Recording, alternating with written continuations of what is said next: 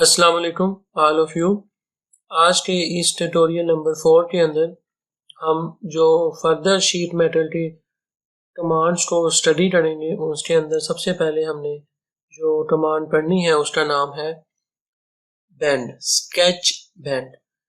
Basically इस command की मदद से आप अपनी जो शीट मेटल का डिज़ाइन है या उसकी जो प्रोडक्ट है उसके अंदर अगर आपने कोई बेंड अलो करना है तो आप उसको किस तरीके से बना पाएंगे। तो हमने यहाँ पे लास्ट ट्यूटोरियल के अंदर एज फ्लैंज को बनाया था। अब हम यहाँ पे इस पर्टिकुलर साइड पे एक बेंड ऐड करना देखते हैं कि हम इसमें बेंड को कैसे इनकाउंटर कर सकते हैं। तो उस पर्पज़ के लिए मैं स्केच बेंड का जो बटन है या जो टूल है इस पर क्लिक करूँगा और यू विल सी कि मुझे फीचर मैनेजर टी में एक मैसेज आ गया। मैसेज क्या है, आप सबसे पहले कोई प्लेन या फेस सेलेक्ट करें जिसके ऊपर आपने स्केच को ड्रा करना है एंड देन आप इस फीचर को यूज़ कर सकते हैं। तो पर्पस इस मैसेज का बताने का ये है कि अब आपने एक पहले सरफेस सेलेक्ट की और अब आपने एक स्केच ड्रा करना है। तो मैं इसको पहले नॉर्मल व्यू में ले आता हूँ ताकि हम इजीली एक स्केच लाइन को यहाँ पे ड्रा कर सकें।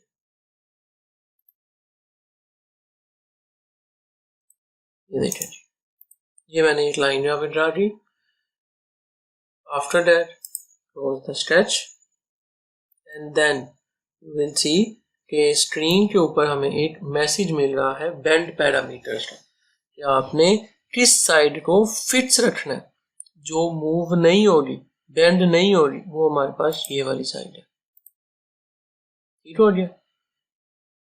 और ये देखें स्क्रीन पे आपको उसका प्रीव्यू नजर आ रहा है। अदर आप यहाँ पे बेंड की पोजीशन को भी कंट्रोल कर सकते हैं। आपने थ्रू बेंड सेंटर लाइन बनाना है या फिर आपने मटेरियल इनसाइड करना है। प्रीव्यू आपको स्क्रीन पे लाइव नज़र आ रहा है। इसी तरीके से आप मटेरियल आउटसाइड भी ऐड कर सकते हैं और उसके साथ साथ बेंड आप आउटसाइड भी बना सकते हैं। तो मैं फ़िलहाल इसको बेंड सेंटर लाइन की ऑप्शन यूज़ करूँगा। even though you can also bend at an angle।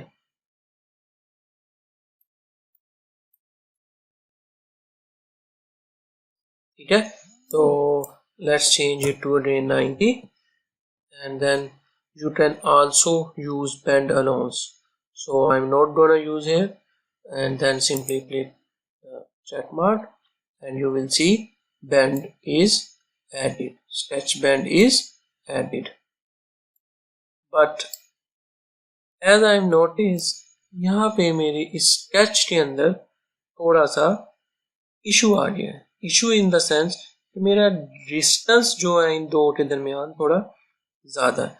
सो मुझे यहाँ पे पहले थोड़ा सा स्केच में एडिटिंग करनी पड़ेगी। एडिटिंग में हम यहाँ पे कह देते हैं कि इसका इस स्केच से जो डिस्टेंस है लेट्स से वो again much low, let's specify change it to 2, much better।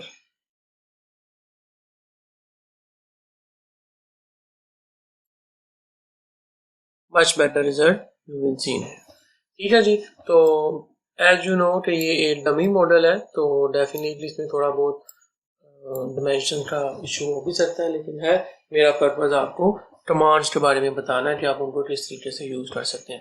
तो स्केच बेंड के बाद अब हम कमांड जो नेक्स्ट पढ़ने जा रहे हैं उसका नाम है टैब कमांड। टैब की कमांड आपको इसी बेस फ्लैंज के नाम के बाद नज़र आएगा लिखा हुआ टैब। तो फर्स्ट टाइम जब आप अपनी शीट मेटल के पार्ट को ड्रा करने के लिए बेस फ्लैंज को यूज़ करते हैं तो आपको यहाँ पे बेस फ्लैंज नज़र आता है। दिस टाइम अब हम इसको एज अ टैब यूज़ करना चाह रहे हैं तो हम पहले अपना इस पर्टिकुलर स्केच या फेस जिसके ऊपर आपने स्केच ड्रा करना है, मैं पहले फेस सेलेक्ट करूँगा और फेस को मैं यहाँ से नॉर्मल व्यू में ले आता हूँ। सॉरी, मुझे ये वाला व्यू चाहिए। ये हो गया। And now select this face and then simply click base flange और स्केच मेरा एडिटिंग मोड में है ऑलरेडी। और राइट जी, अब मैं यहाँ पे एक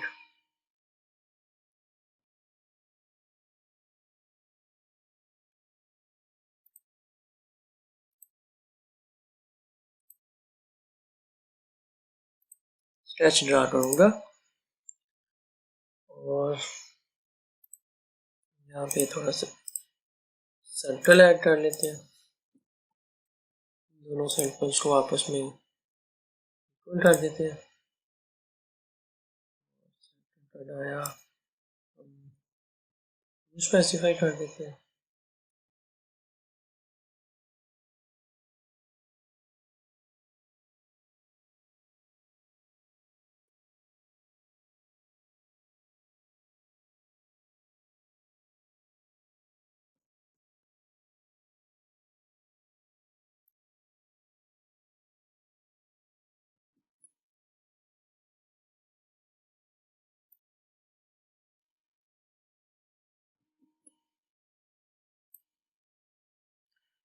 इसको थोड़ा सा इंक्रीज कर लेते हैं डाई को,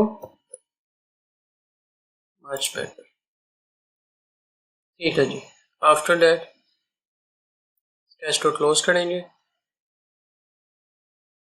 now you will C tab is added at the sheet metal product. Check on a green tick mark and you will see a tab is added, and here you will see tab under the feature manager tree. Alright, तो tab की command जो है basically आप other कोई अपने sheet metal के product के अंदर आपने फर्दर कोई चीज़ ऐड करनी है, कोई शेप वगैरह, तो आप इस बेस लाइन के बटन पे क्लिक करके इसको बना सकते हैं, या फिर टैब का कमांड जो है आप यूज़ कर सकते हैं। ठीक है जी, अब हम नेक्स्ट जो कमांड पढ़ने जा रहे हैं इसका नाम है जोड़। जोड़ की कमांड क्या करती है, ये बेसिकली आपके जो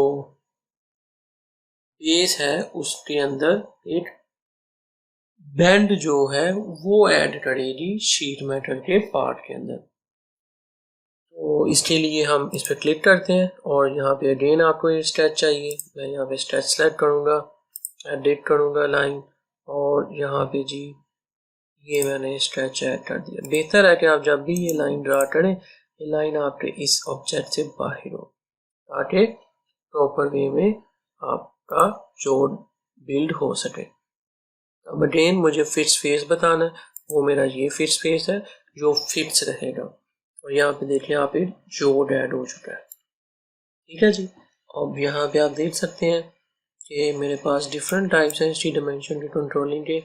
ये आपको आउटसाइड द ऑफसेट आ रहा है, इनसाइड ऑफसेट आ रहा है, और ओवरऑल डायमेंशन आ रही है।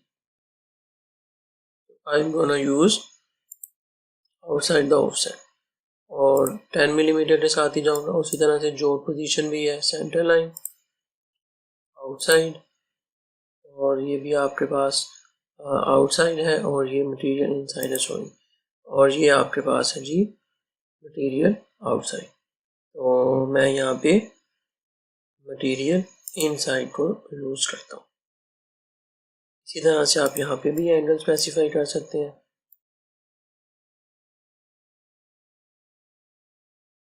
ठीक है, तो let's change it to bend 90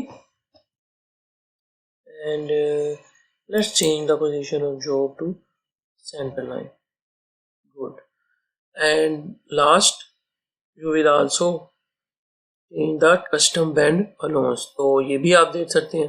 खैर बाकी ऑप्शंस को हम इसी तरह से रहने देते हैं, और मैं इस ग्रीन चेक मार्क्स पे क्लिक कर दूंगा, और ये देखें जी मेरा जोड़ जो है वो अप्लाई हो चुका है। नेक्स्ट, अब मैंने जो यहाँ पे एक स्टूडेंट कट का फीचर अप्लाई करना है वो मेरा इस पर्टिकुलर शेप पे होगा, लेकिन मसला ये है कि मैं यहाँ पे स्केच कैसे ड्रा करूँगा। इस पर्पज़ के लिए हमारे पास यहाँ पे दो बटन्स अवेलेबल हैं, फोल्ड और unfold. So first we have to unfold this जोड़ फीचर। तो मैं अपने कर्सर को अनफोल्ड पे लेके जाऊँगा, और यहाँ पे देखें आपको अनफोल्ड का फीचर नज़र आ रहा है। अच्छा, ये सॉलिडवर्क्स 2020 में एक इंटरेस्टिंग बात ये भी है कि ये आपको प्रीव्यू के साथ साथ एक लाइव शॉर्ट वीडियो दिखाते हैं ट्यूटोरियल में, ताकि आप उस फंक्शन या उस बटन के बारे में फर्दर सीख सकें विद डिटेल और शॉर्ट डिस्क्रिप्शन। तो मैं अनफोल्ड पे क्लिक करूंगा जी। अब मुझे कौन सा ऐसा पार्ट है जिसे अनफोल्ड नहीं करना, मतलब जिसे मुझे फिक्स रखना है, वो मेरे पास ये वाला ऑप्शन, ये फेस है। और बेंड टू अनफोल्ड, जिस फेस को, जिस फीचर को मुझे अनफोल्ड करना है वो ये है, ठीक है। और यहाँ पे अगर मैं कलेक्ट ऑल बैंड कर दूंगा जी, तो आप देखें सारे बैंड सिलेक्ट हो जाएंगे। खैर मुझे ऐसा बिल्कुल भी नहीं करना, मैं इसको क्लियर सिलेक्शन करता हूँ और मैं इस बैंड पे क्लिक करूंगा और ये देखें जी मेरा फोल्ड जो था वो अनफोल्ड हो चुका है। Now I am gonna select this face, apply normal view, sketch, make a rectangle, और sorry, I have to change this type.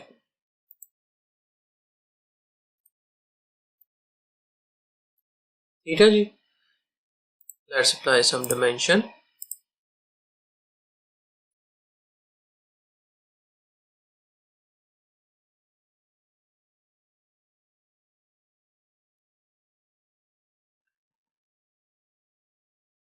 Select midpoint, and make it horizontal, and then simply move to features and click extrude cut and select this feature. Make sure lean to thickness is selected. I already told about this feature in the tutorial number 2 as well. If you click on it, the extrude cut feature is applied. और इसके बाद हम वापस sheet metal के tools पे जाएंगे, और अब हमने क्योंकि इसको रिक्वायर्ड जो शेप हमने देनी थी वो दे ली है, अब मुझे इसको अनफोल्ड को वापस फोल्ड करना है। तो मैं इस फोल्ड के बटन पे क्लिक करूंगा, ये फेस मेरा ऑलरेडी फिक्स रहेगा, और बैंड जिसको मैंने अनफोल्ड करना है वो मेरे पास ये वाला बैंड है। सिंपली क्लिक कर दूंगा और ये देखें मेरा रिक्वायर्ड शेप जो है वो अचीव हो जाएगी।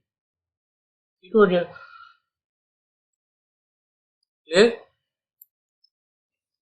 राइट जी, नेक्स्ट अब जो हमने फीचर पढ़ना है वो आपको मैं बताने लगा हूँ ब्रेक कॉर्नर्स।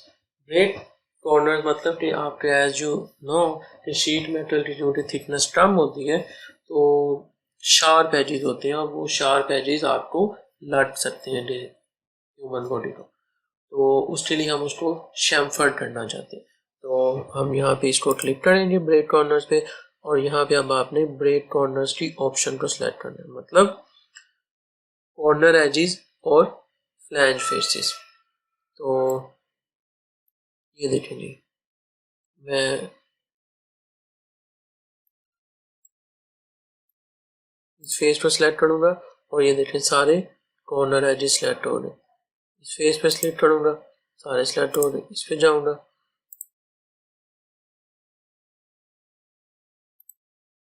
इस पे नहीं है, ये देखें ये हो गया।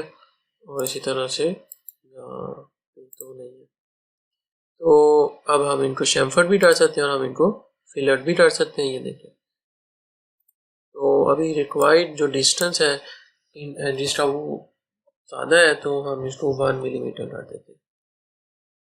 तो दोनों ऑप्शन अवेलेबल हैं जी। फिलहाल हम इसको 1 मिलीमीटर के साथ इन 3 फेसेस के साथ इसको अप्लाई कर देते हैं। ठीक है, तो मैंने क्लिक किया और ये देखें जी मेरे सारे जो शार्प एजेस हैं वो रिमूव हो जाए। ठीक है, दैट्स ऑल। नेक्स्ट हमारे पास अब जो फीचर मैं आपको पढ़ाने लगा हूँ वो है कॉर्नर ट्रिम। कॉर्नर ट्रिम का फीचर अब आप कैसे अप्लाई कर सकते हैं, इसके लिए हम पहले इसको थोड़ा फ्लैट करके देखते हैं। यहाँ पे आप देख सकते हैं कि ये सब फीचर्स आपके शीट मेटल के लिए अप्लाई हो रहे हैं और ये आपके पास फ्लैट पैटर्न है। अगर आप इन फ्लैट पैटर्न को अनसप्रेस करेंगे तो ये देखें, ये आपकी रिक्वायर्ड शीट है और इस शीट में से ये एरिया ट्रिम हो चुका होगा और ये आपके सारे कट्स हैं जो इस पर लगेंगे, और ये जो सेंटर लाइन है ये रिप्रेजेंट कर रही है कि आपकी ये सारी की सारी सेंटर लाइन की मार्च की लाइन है। और यहाँ पे है जी मेरे पास शीट मेटल, और यहाँ पे आप देखें आपको कॉर्नर ट्रिम की ऑप्शन नज़र आ रही है, और यही ऑप्शन आपको इन कॉर्नर्स के अंदर भी मिल रही है। जब मैं इस पर आप क्लिक करूँगा तो अब मुझे रिलीफ ऑप्शन जो है बेसिकली बतानी है, जो मुझे इन कॉर्नर्स के लिए अप्लाई करनी है। और ये फीचर सिर्फ फ्लैटन स्टेट में ही आपको नज़र आएगा, ये आपको अनफ्लैटन स्टेट में नज़र नहीं आएगा। तो क्लिक ऑल कॉर्नर करूँगा तो चारों कॉर्नर जो है वो मेरे सिलेक्टेड हो जाएंगे। अब डिफरेंट टाइप्स के आप रिलीफ ऑप्शन इसको दे सकते हैं, सर्कुलर है, स्क्वायर है, और इसी तरह से आपके पास बैंड वेस्ट भी है। तो मैं यहाँ पे स्क्वायर की ऑप्शन यूज़ कर लेता हूँ, और इसकी थिकनेस जो है वो 5 मिलीमीटर है। Let's change it to 2 millimetre. ठीक है जी।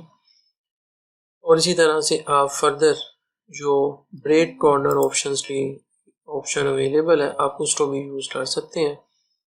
और ये आपके पास फ्लैट पार कॉर्नर्स करेंगे तो ये आपके सारे जो कॉर्नर्स हैं इनसाइड भी वो भी सारे सिलेक्टेड हो जाएंगे। ये देखिए ठीक हो गया। तो है मुझे अभी इसके बारे में फर्दर रिक्वायर्ड ऑप्शंस मतलब कंसर्न नहीं है, तो मैं इसको क्लियर सिलेक्शन कर देता हूँ और मैं अपने प्रीवियस वाले फीचर के साथ ही जाऊंगा, जिसके अंदर मैंने सिर्फ और सिर्फ कॉर्नर जो ऑप्शन है वो सिलेक्ट की है। और इसको अब मैं चेक मार्क पर क्लिक करूंगा और ये देखें यहाँ पे कॉर्नर ट्रिम जो है, कॉर्नर रिलीफ जो ऑप्शन है वो आपको मिल चुकी है।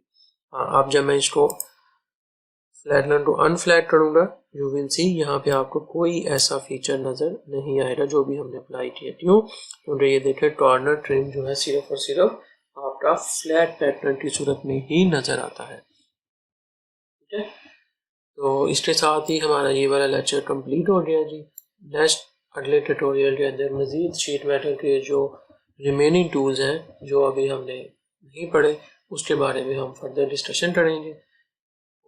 अल्लाह हाफिज़।